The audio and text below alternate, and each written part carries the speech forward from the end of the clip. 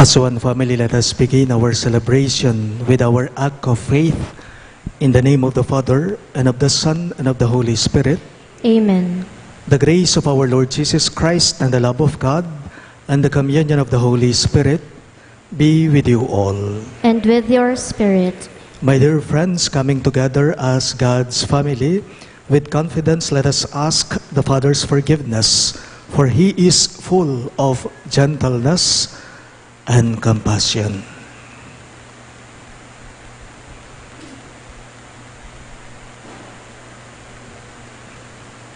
All together we say, I confess to Almighty God and to you, my brothers and sisters, that I have greatly sinned in my thoughts and in my words, in what I have done and in what I have failed to do.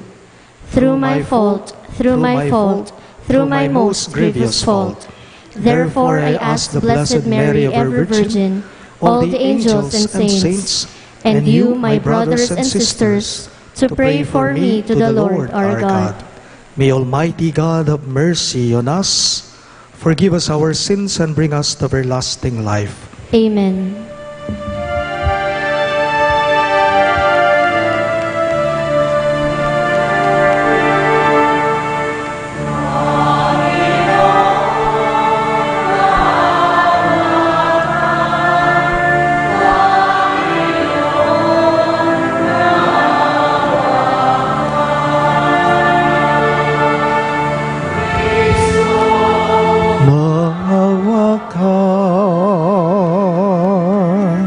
Kristo, maawa ka sa amin. Panginoon, maawa ka. Panginoon, maawa ka. Let us pray.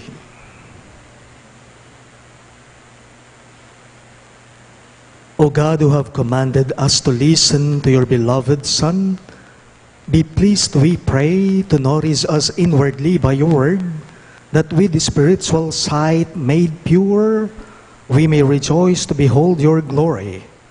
Through our Lord Jesus Christ, your Son, who lives and reigns with you in the unity of the Holy Spirit, one God, forever and ever. Amen.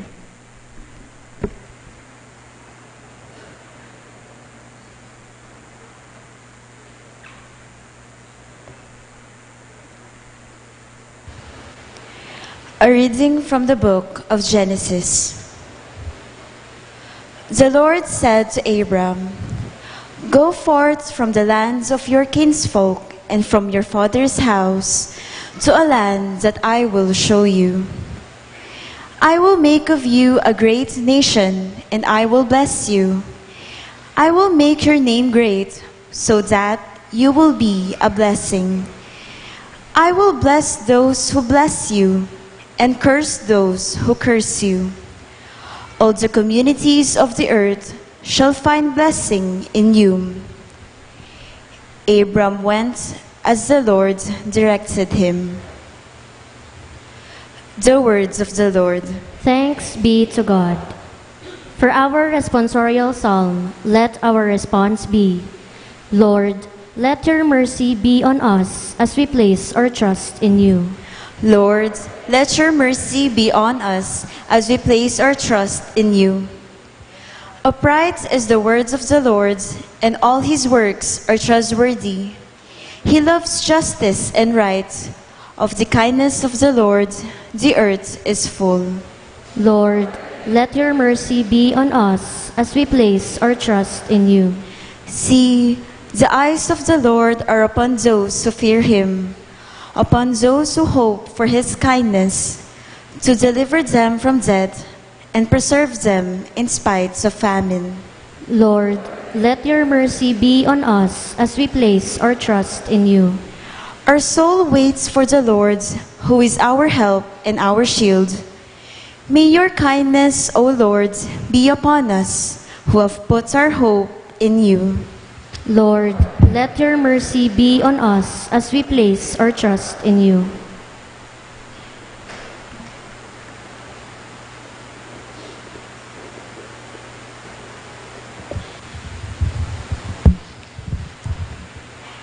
A reading from the second letter of St. Paul to Timothy.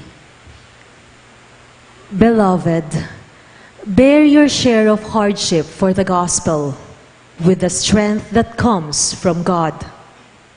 He saved us and called us to a holy life, not according to our works, but according to His own design and the grace bestowed on us in Christ Jesus before time began, but now made manifest through the appearance of our Savior Christ Jesus, who destroyed death and brought life and immortality to light through the gospel.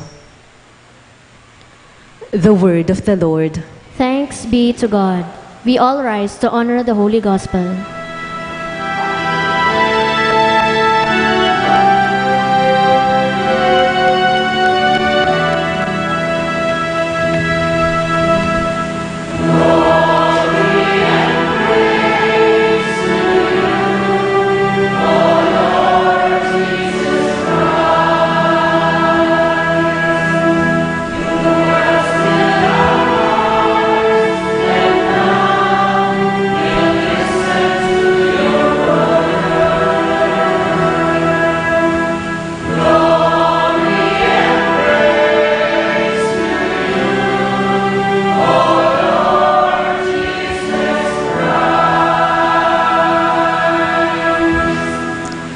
Together, from the shining cloud, the Father's voice is heard. This is my beloved Son, hear Him.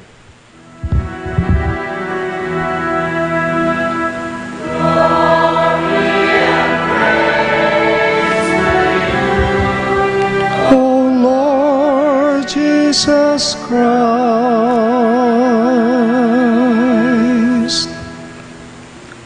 The Lord be with you. And with your spirit. A reading from the Holy Gospel according to Saint Matthew. Glory to you, O Lord.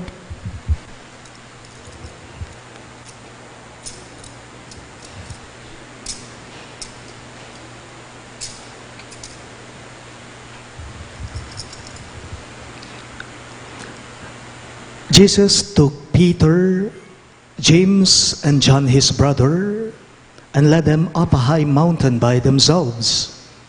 And he was transfigured before them. His face shone like the sun, and his clothes became white as light. And behold, Moses and Elijah appeared to them, conversing with him. Then Peter said to Jesus in reply, Lord, it is good that we are here. If you wish, I will make 3 tents here, one for you, one for Moses, and one for Elijah. While he was still speaking, behold, a bright cloud cast a shadow over them. Then from the cloud came a voice that said, This is my beloved Son, with whom I am well pleased. Listen to him. When the disciples heard this, they fell prostrate and were very much afraid. But Jesus came and touched them, saying, Rise and do not be afraid. And when the disciples raised their eyes, they saw no one else but Jesus alone. As they were coming down from the mountain, Jesus charged them, Do not tell the vision to anyone until the Son of Man has been raised from the dead.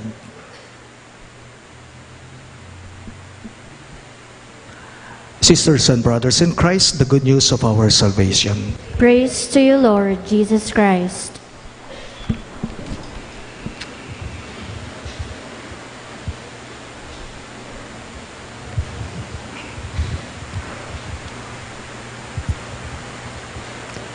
Mag-review muna po tayo.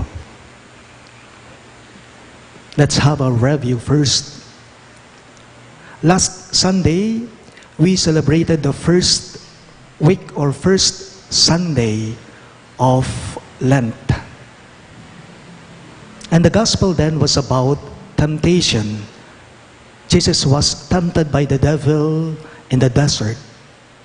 Remember what I told you last Sunday? Temptation often comes not at our strongest, but at our weakest moments. Last Sunday, Jesus was tempted. And the gospel message last Sunday was Jesus did not give in to temptation, but rather Jesus overcame temptation. Why? Because he was holding tight to his Father. Per se, temptation is not yet bad. Temptation is not yet evil. Kaya nga ang tawag po natin dito ay tukso. Tukso ng demonyo. Tukso ng dyablo. Inaakit ka muna. Inaakit ka. Sinusubukan ka. Tinutukso ka. Kinukuha kung saan ka mahina, lalong-lalo na kung bibigay ka. Si Jesus, hindi nagpatukso sa demonyo, hindi siya nagpatalo. That was last Sunday. And today we begin the second week of Lent, on the second Sunday of Lent. And the gospel passage, the gospel account is about the Lord's transfiguration. Ang pagbabagong anyo ni Jesus. Marahil ang iba po sa atin, iniisip nila ngayon, bakit naman ganon? Bakit naman ganyan? Bakit kaagad naman yata na ang ebanghelyo natin ngayon ay tungkol sa pagbabagong anyo ni Jesus? Bakit? Halos kasi simula pa lamang natin sa panahon ng Kwaresma. Ang bilis naman yata. Transfiguration, agad-agad. Paalala lang po, ang panahon ng Kwaresma, ang Kwaresma ay pagninilay lahat sa atin para sa paghihirap, pagpapakasakit at kamatayan ni Jesus. Balikan ko lang ang tanong ko, bakit ang bilis naman yata, kaagad, transfiguration ang ating ipinagdiriwang ngayong linggo? Anong dahilan? Bakit? Ito po ang good news dito. Nag-transfigure si Jesus sa ating ebanghelyo ngayong linggong ito dahil alam niya na haharapin niya ang pagpapakasakit sa kanya doon sa Jerusalem. Nag-transfigure si Jesus sa ating ebanghelyo ngayong linggo dahil alam po niya, haharapin niya ang mismong kamatayan niya. Jesus knew He would suffer. Jesus knew He would die. Balo na ing misakitan niya. Po? Balo na ing manasakit niya. Panasakitan de. Balo na yung patende, Mateo. Pero ang mabuting balita dito, si Jesus nakita niya, sa pagbabagong anyo niya, nakita ni Jesus sa mga oras na yon ang patutunguhan niya. Ang buhay na pupuntahan niya habang kausap po niya ang dalawang propeta. Sino? Sina Moses at Elias. That's His gloriness. That's His resurrection. In today's gospel, Jesus went beyond His suffering. Jesus went beyond His suffering. Ing pamanaliwa na po as kening Ginoo, pawagaya o paganakaya kay katamo king ligaya na ning biyeng paintungula na. Thus, transfiguration is the anticipation of Christ's resurrection. Transfiguration is the anticipation of Christ's glory. Napansin po ninyo, kahit pamantin si Jesus na anak na ng Diyos Ama, hindi po siya ligtas sa mahirap. Haharapin at haharapin niya ito. Haharapin at haharapin niya ang kamatayan niya. So, ibig sabihin, lahat tayo hindi pala exempted sa kahirapan. Itangan po, dadalantangan, kasakitan, kingbiye. Tanong ko lang, hirap ka ba sa buhay mo ngayon? Ikaw, tanungin nga natin ang mga sarili natin, oo naman, nahihirapan lahat tayo, nabibigatan lahat tayo sa mga araw-araw na dinadaanan natin sa buhay, nilalakbayan natin sa buhay. Napakaganda po Napakaganda ng paalala ng mensahe ng ating ebanghelyo ngayong linggong ito. Ano to? Tulad daw ni Jesus. Katulad ni Jesus. Tingnan mo ang ligaya, ang saya ng mga paghihirap mo. Tingnan mo ang kapalit na saya ng paghihirap mo. Oh. Meaning, go beyond. Go beyond your suffering. Like Jesus, go beyond immediately your suffering. Yun bang alam mo na dadaan at dadaan ka sa mahirap, pero huwag kang mag-focus doon. Huwag kang mag-focus sa dadaanan mo. Kundi, ituring mong oportunidad, itong mga mahirap na dinadaanan mo sa buhay, upang sa ganon, makita mo ang ginhawang kapalit nito, ang sayang kapalit nito. Do not focus on your suffering. Go beyond it. Maniwala ko po, kay ba't naning kasakitan ating kanawan? Ne po? Kay ba't naning kasakitan ating kanawan? Kay ba't naning sakripisyo, ating konsuelo, ating benepisyo? Remember, no pain, no gain. No pain, no gain. After crucifixion, there would be resurrection. That's the message of the transfiguration. After crucifixion, there would be resurrection. Yun ang mabuting balita sa atin ngayon ng transfiguration. Lahat po tayo sa buhay natin ay ganyan din. Hindi habang buhay, ikaw ay nahihirapan. Yan ay may kapalit na kaginhawaan. Magtiwala ka lamang. Lahat po tayo, hindi habang panahon, naghihikahus ka o nabibigatan ka. Ang Diyos, tapat siya sa pangako niya. Magtiwala ka. Kabang-gaba, hindi sa lahat ng panahon, ikaw ay nasa baba o nakakaawa ka o kaya naman po, nahuhuli ka o malas ka o sumasagad ka. Remember, may kaligtasan. There is salvation. Hindi habang buhay, malungkot ka. Yan ay may kapalit na saya, tuwa. Sabi nga po nung kasabihan, there's a rainbow always after the rain. There is a rainbow always after the rain. Pagkatapos po ng malakas na ulan, titila at titila yan at sisilip nga ang bahaghari nga naman. Pagkatapos tumulo, lahat ng mga luha sa mata mo, siguradong liwanag ang makikita mo. Paalala lang po sa ating lahat, huwag sana po tayong matakot sa hirap. Huwag sana tayong matakot sa mahirap. Do not be afraid of suffering. Lahat tayo ay dumadaan dyan. I believe suffering will transform us. Suffering will transform us. Ang mga problema mo, ang mga hinagpis natin, ang mga pagsubok natin, ang mga paghihirap natin, yan ang magdadala sa atin na labanan at harapin ang ating mga suliranin. Basta't maniwala ka lang at magtiwala sa Kanya. Sabi nga, kapit lang, tiwala lang.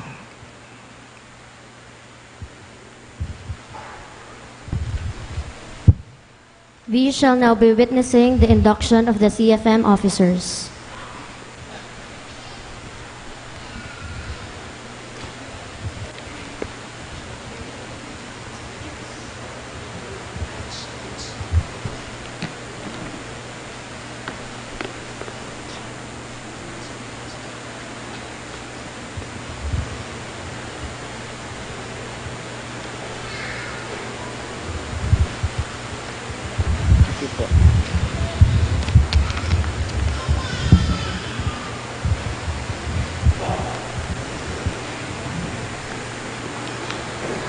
In accordance with the Constitution of the Christian Family Movement, we hereby proclaim that you shall have the duties and responsibilities of the officers provided for by the Constitution.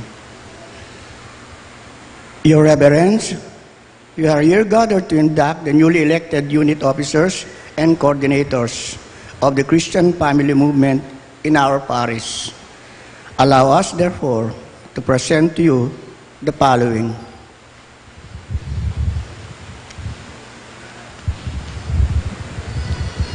For our parish chair, Amor and Bioli Espiritu.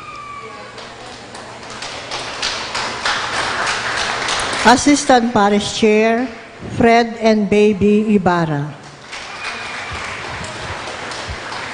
Secretary, Reggie Morales. Assistant Secretary, Glee Prudenciado. Treasurer, Medi Taniedo. Auditor, Cesar and Mel Umali.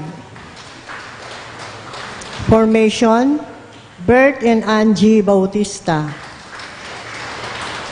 Liturgy, Corasi. CFM Choir, yours truly, Jimmy and Seni Castro. Parent-child interaction, Peng Masbang. Solo parents, Tel Borbao. Tipana ng mag-asawa, Dong and Nitz Martin. Pre-K na, Ray and Lilia Lingat. The Spirituality of Stewardship, Aris and Bennett Sevilla. Young and Adult Program, Christine Villarreis. Sons and Daughter Encounter, Carmela Castro. Unit Leader, Joe and Yoli Sarmiento. Marriage Encounter, Leonie Maglaki.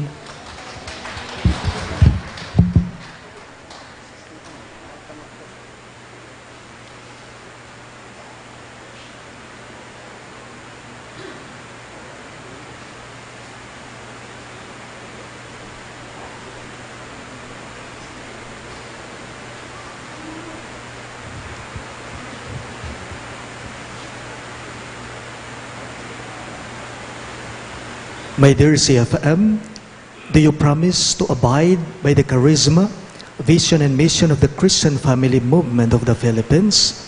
Yes, we do promise. Do you promise, with God's grace, to seek the sanctification of your families and other families in our parish and other communities through the promotion of Christian family values? Yes, we do promise.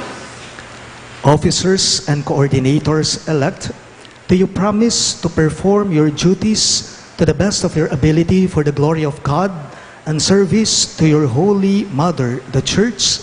Yes, we do promise. By virtue, therefore, of the power vested upon me as your spiritual director, I admit and proclaim you as the duly elected officers and coordinators of the Christian family movement of our parish.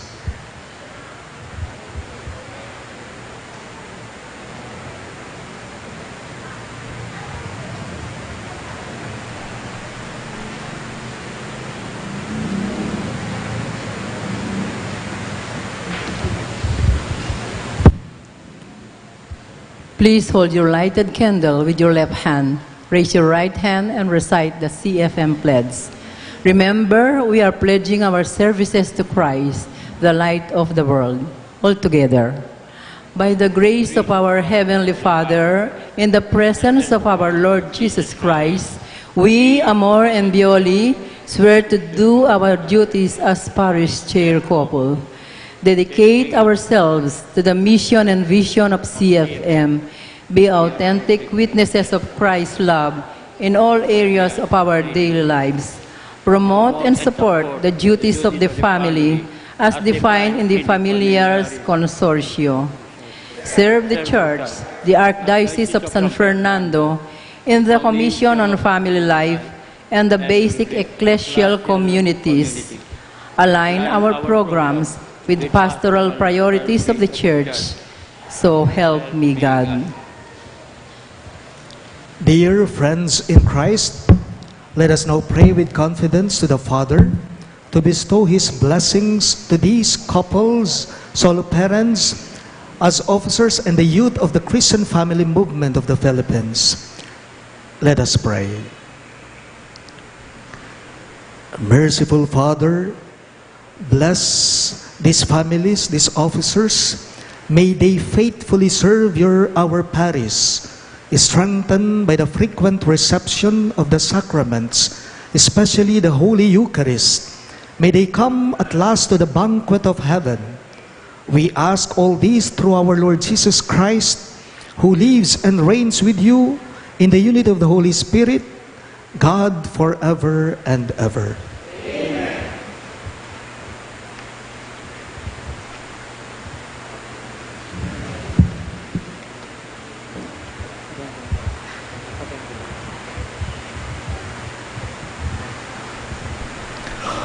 Officers and coordinators of the Christian family movement, remember to be faithful to your solemn pledge.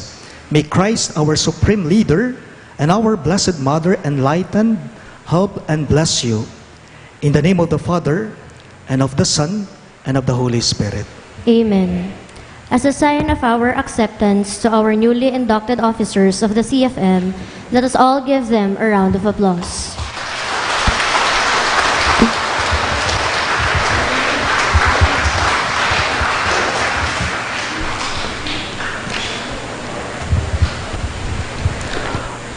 Let us all now profess our faith. Please all rise.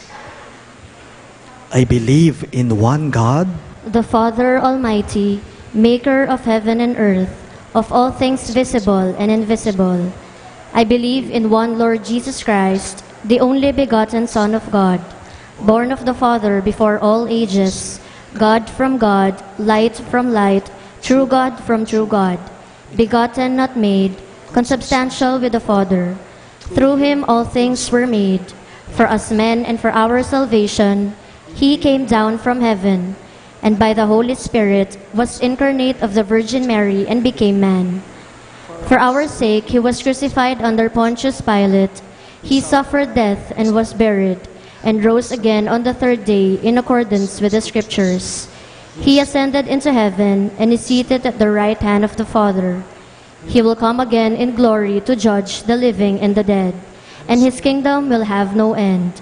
I believe in the Holy Spirit, the Lord, the giver of life, who proceeds from the Father and the Son, who with the Father and the Son is adored and glorified, who has spoken through the prophets. I believe in one holy, Catholic, and Apostolic Church. I confess one baptism for the forgiveness of sins, and I look forward to the resurrection of the dead and the life of the world to come. Amen. My dear friends, let us earnestly pray to the Father that during this season of Lent, we may make a pilgrimage of faith leading to an authentic conversion. May we die to our sinful selves and thus share in the glory of Christ. In every petition you shall respond, Lord, listen to your people. All of us, please. Lord, listen to your people. May the Church, the people of God, return to the house of the Father through a life of conversion, charity, and dialogue with the world, we pray. Lord, listen to your people. May those who are afflicted and tempted to give up be strengthened by the transfiguration of Jesus in their struggle to grow in faith, hope, and love, we pray. Lord, listen to your people. May the Lord strengthen our drooping hands and weak knees to carry our daily cross, and may the pains we endure bring peace and fruits of holiness, we pray. Lord, listen to your people. May the Lord watch over refugees and exiles, those separated from their loved ones, those who are lost or have left home, and bring them back safely to the place where they belong, we pray. Lord, listen to your people. May those who have gone before us in faith enjoy the vision of the Lord's glory forever in heaven, we pray. Lord, listen to your people. We also include in our prayers the following intentions. For the thanksgiving of Christian Family Movement, Amor and Violi Espiritu, Lilia Lingat, Medi Taniedo, Pilar Pabalan and family, Mark Anthony Rubio, Nitz Martin, Nora Bustos, Rolly Santos, Jocelyn Regis, and Wilma Quario. For the birthday thanksgiving of Ewa Olin Razon, Lynn Madrid Inoue, Charmaine Lowe, Rosel Abad, and Kendra Georgina Rubio. For the special intentions of Leila Abiog, Evelyn De La Rosa, Mary Manette Pineda, Baby Liam Samuel Cristales, Cherub Khalil, and Ronald Kalilong, the St. Jude Thaddeus Parish Pastoral Council, and the St. Jude Village officers and homeowners. For the good health of Anita Chudin, Inez Sunga, Paz Suing, Annalino Campo, Lynn Madrid Inoue, and all our sick relatives and friends. For the safe travel of Rod and Marisa Rodrillo, Francis Limson and family, Ray Paras and Leonida Denny. For the eternal repose of the souls of Norma, Maria Virginia, Marcelo, Dolores, Roman, Aquilina Pineda, Ernesto Manag, Mirna Sunga, Samson Palafox, Wilfredo Parungaw, Venerando de la Cruz, Corazon Sonco Gregorio, Juliana Lozano, Benjamin and Isabel Lagman, Hilario Manalo for her first death anniversary, Marcelino Suba, Remedios Buon, Marcelino, Ofelia, Victor, Carlos, Dolores, Edwin Manalastas, Federico, Mila, Caloy, Rene, Ricky, Roberto Aquario, Juan, Cristina, Wilfredo, Florentino, Aurelia Rubio, Angela Estrelbillo, Edelberto De La Rosa, RC and Irene Canlas, and all poor souls in purgatory, we pray. Lord, listen to your people. We now pray for our personal intentions.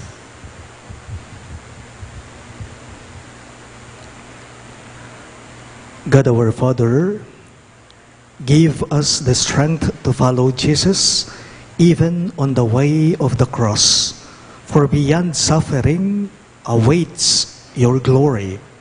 We ask this through Christ our Lord. Amen.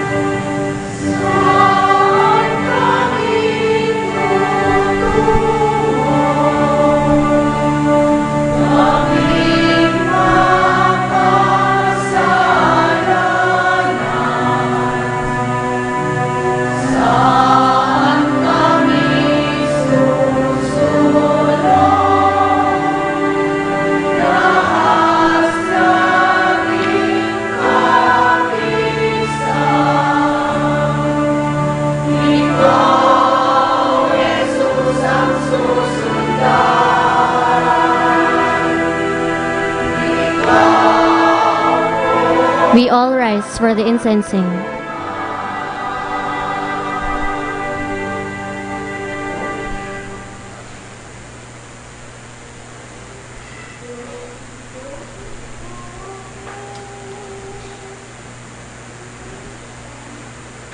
Pray, my dear friends, that my and your sacrifice may be acceptable to God, the Almighty Father. May the Lord accept the sacrifice at your hands for the praise and glory of his name, for our good and the good of all his holy church. May this sacrifice, O Lord, we pray, cleanse us of our faults and sanctify your faithful in body and mind for the celebration of the Paschal festivities. We ask this through Christ our Lord. Amen. The Lord be with you. And with your spirit, Lift up your hearts. we lift them up to the Lord. Let us give thanks to the Lord our God. It is right and just. It is truly right and just, our duty and our salvation, always and everywhere to give you thanks, Lord, Holy Father, Almighty and Eternal God, through Christ our Lord. For after he had told the disciples of his coming death on the holy mountain, he manifested to them his glory, to show even by the testimony of the law and the prophets, and the passion leads to the glory of the resurrection. And so, with the powers of heaven, we worship you constantly on earth, and before your majesty, without end, we acclaim.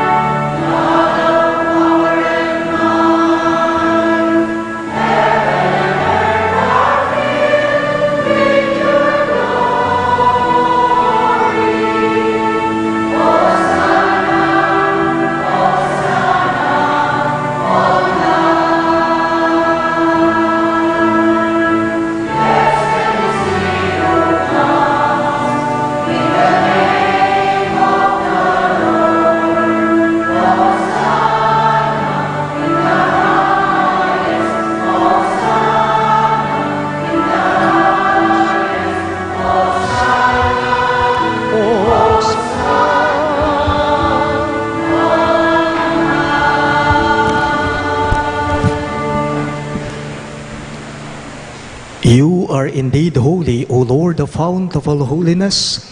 Make holy, therefore, these gifts, we pray, by sending down your Spirit upon them like the dewfall, so that they may become for us the body and blood of our Lord Jesus Christ. At the time he was betrayed and entered willingly into his passion, he took bread, and giving thanks, broke it and gave it to his disciples, saying, "Take this, all of you, and eat of it. For this is my body, which will be given up for you."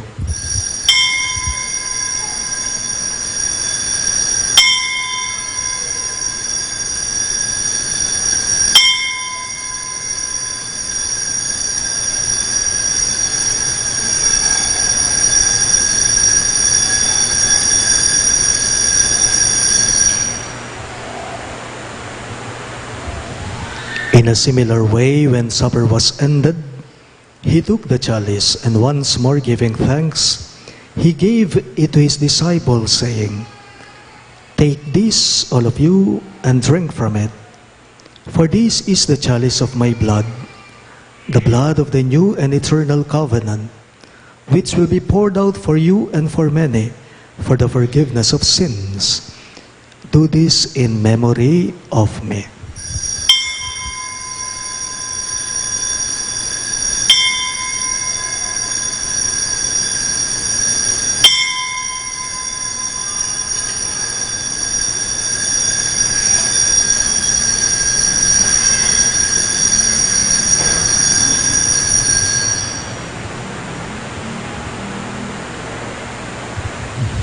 The mystery of faith.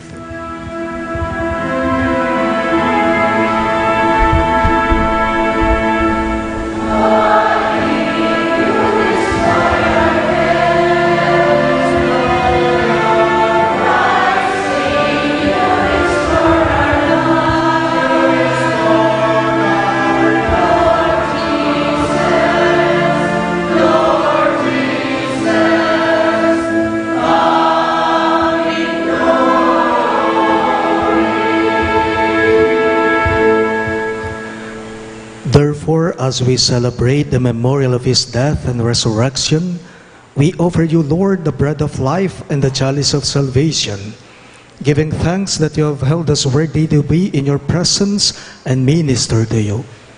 Humbly we pray that partaking of the body and blood of Christ, we may be gathered into one by the Holy Spirit. Remember, Lord, your church spread throughout the world, and bring her to the fullness of charity, together with Francis, our Pope, Florentino, our Bishop, Pasiano, our Bishop Emeritus, and all the clergy. Remember your servant Norma, whom you have called from this world to yourself. Grant that she who was united with your Son in a death like his may also be one with him in his resurrection. Remember also our brothers and sisters who have fallen asleep in the hope of the resurrection, and all who have died in your mercy. Welcome them into the light of your face. Have mercy on us all, we pray, that with the Blessed Virgin Mary, Mother of God, with Saint Joseph, her most chaste spouse, with the blessed apostles, Saint Jude Thaddeus, our patron saint, and all the saints who have pleased you throughout the ages, we may merit to be co-heirs to eternal life, and may praise and glorify you through your Son, Jesus Christ. Through him, with him, and in him, in the unity of the Holy Spirit, all glory and honor is yours, Almighty Father, forever and ever.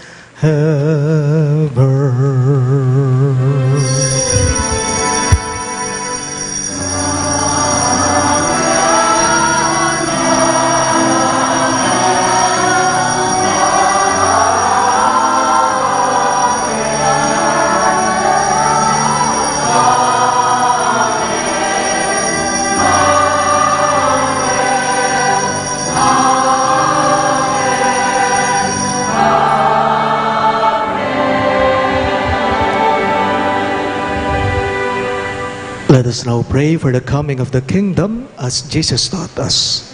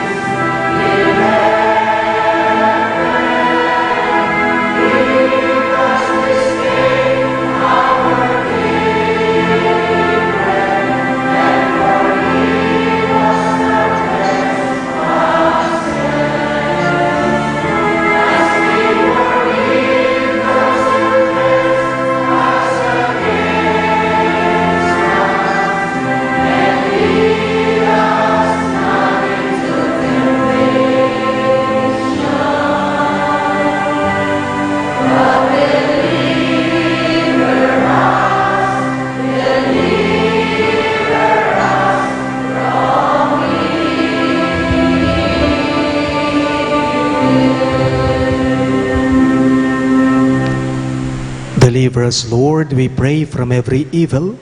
Graciously grant peace in our days, that by the hope of your mercy, we may be always free from sin and safe from all distress, as we await the blessed hope and the coming of our Savior, Jesus Christ.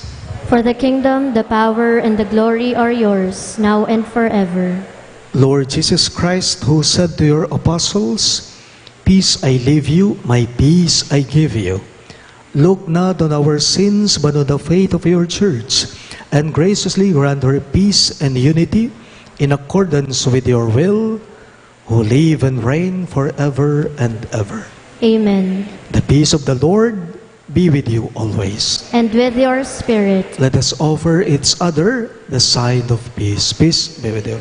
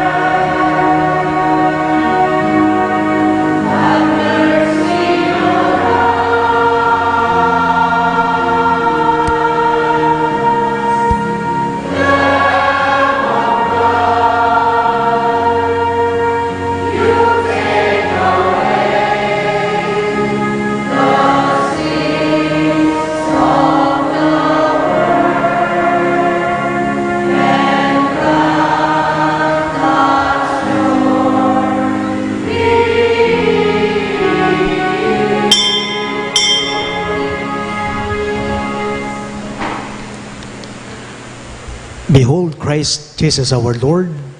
He is the Lamb of God who takes away the sins of the world. Happy are those who are called to his supper. Lord, I am not worthy that you should enter under my roof, but only say the word, and my soul shall be healed.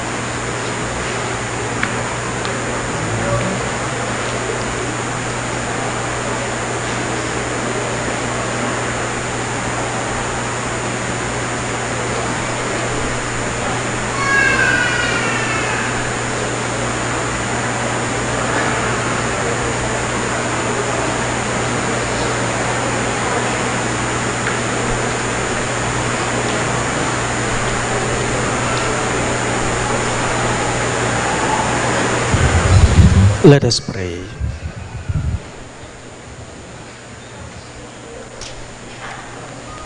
As we receive these glorious mysteries, we make thanksgiving to you, O Lord, for allowing us while still on earth to be partakers even now of the things of heaven. We ask this through Christ our Lord. Amen. Please be seated for some announcements.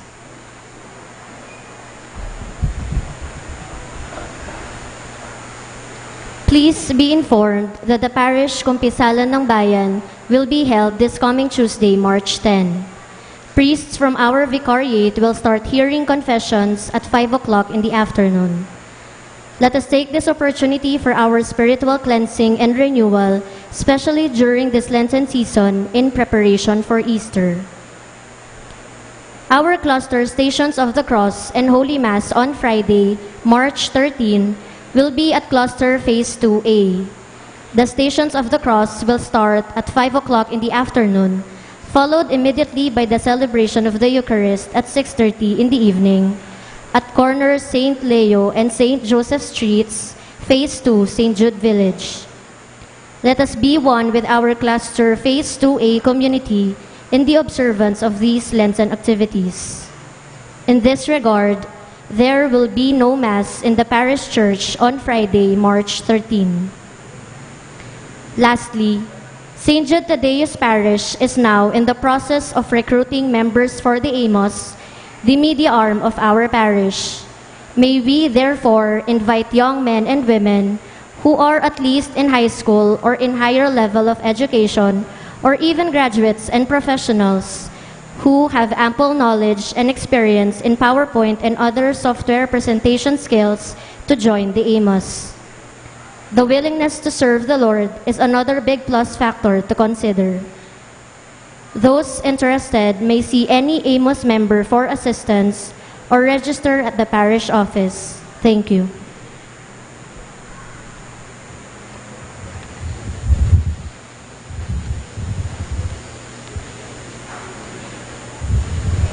The Lord be with you.